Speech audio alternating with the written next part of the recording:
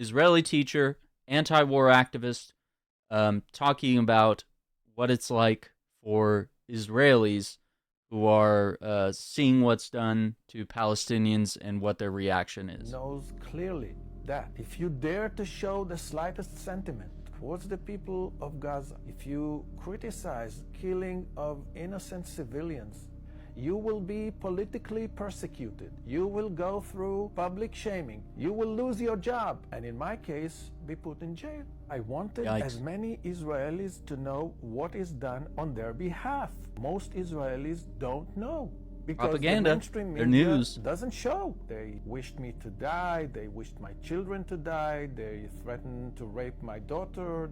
Here in Israel, for generations, we kill the Palestinians. We injure the Palestinians. We confiscate their property, their waters. And most Israelis expect them to accept it. And when they don't accept it, they react in violent way. They blame them. They are deprived their basic rights. And for most Israelis, it can go on forever. How can we expect the Palestinians to live under occupation forever?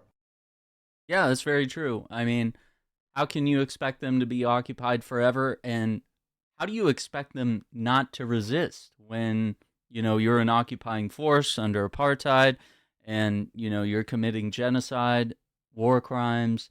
It's just constant war, constant bombardment. You control their access to water, their access to power. You control their borders. You control whether they can go, fishing at the beach.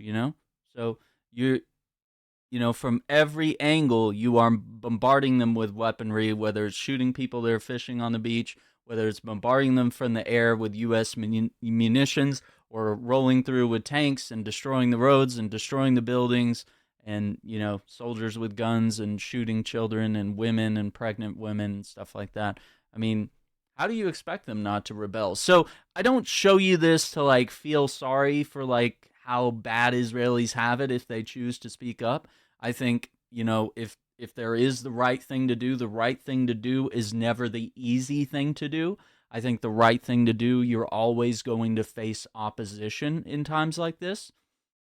And so, if it means losing your job, if it means going to jail, sometimes it's worth it in that to be on the right side of history and to stand up for what is right, and to not be part of this, this political machine of genocide that's just allowed to continue due to misinformation and a lack of access to news.